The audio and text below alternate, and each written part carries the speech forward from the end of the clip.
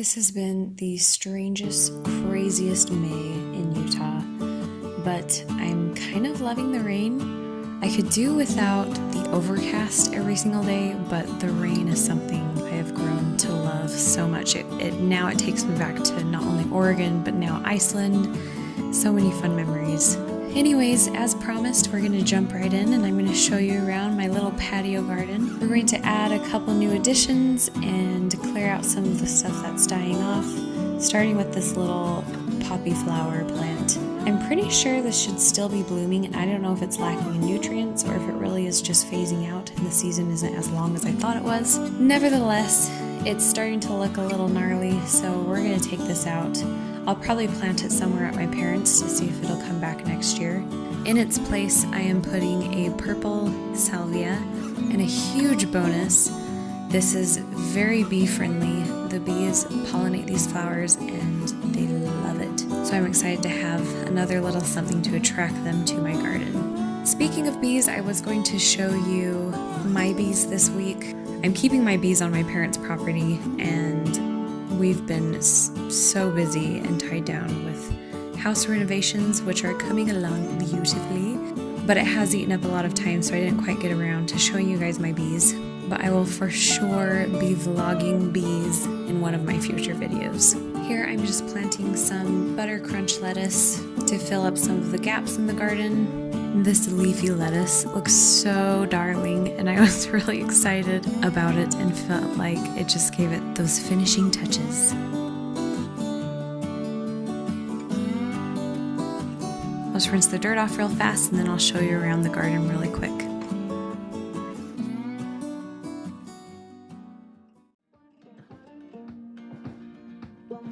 So these adorable pink flowers are called an English daisy.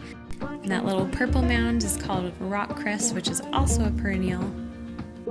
I have a lot of jalapeno peppers and bell peppers that I started indoors, so you're going to see these scattered throughout both of my garden boxes. I have been so unlucky with peas, and I've never had a problem growing peas before, so I don't know what the deal is, but the last few weeks, the ones that I started indoors and planted out here initially, those all yellowed. I cut them all down, and luckily a lot of new growth is coming off of those cuttings, so hopefully I'll get peas eventually. I think it's a little late in the season to expect peas, but fingers are crossed all the same. So I have a bunch of petunias. These are actually a flower that Evie picked out at the garden center, and I love involving and including her in any way that I can, so I let her choose them. A lunchbox pepper, and that salvia. In the square planter, I mostly left this space cleared for all of these strawberry plants. We got a few strawberries off of them. I don't know if they're going to fruit again, so we're just going to practice some patience and let them do their thing. You're going to see me picking all of these heads off the petunias just because the rain has really done a number on them. And if you pick off dead or dying flowers, make sure to get that little bulb part, you're going to have the flowers grow back tenfold. I promise you, this makes a huge difference. My mom taught me this trick when I was little, and she has always grown the most beautiful petunias. Oh, here's a zucchini. A lot of new growth. I'm excited to see if this one can actually make it in such a small bed. I'm sure it'll do fine. It's so cute. With a lot of these flowers, including this candy tuft, if you cut them back, then usually they will regrow for you. So this is the same with alyssum or things similar to this plant. If you cut them down, they will regrow. And this one went to seed not too long ago, so I did chop it down almost to the dirt. And there's a lot of new growth and some flowers coming back, so that's something to keep in mind. If you have flowers that are kind of getting weedy, if you just cut them completely back, depending on the flower of course, but for the most part, you can just cut them back and they'll be back for round 2. Some bluegrass. A couple more lettuce heads, and these petunias might actually cascade over the side of the planter a little bit, which is going to be fun. I'm excited for that. This cute little mound is called a pincushion flower, and it attracts butterflies, or do you guys know those little hummingbird moths? When it starts to get dusky, you can always count on this bush to have a few flying around and enjoying whatever it gets from the plant. I don't know, nectar or something.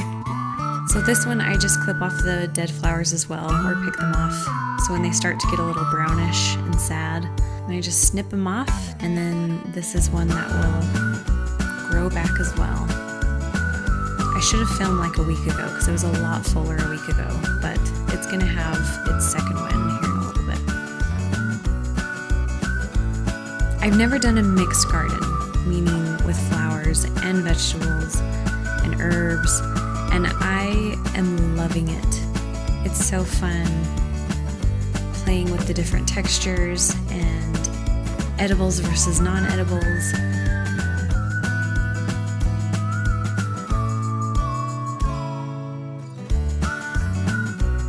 Here is a pot of thyme, and it's starting to flower. Those little purple flowers are so cute.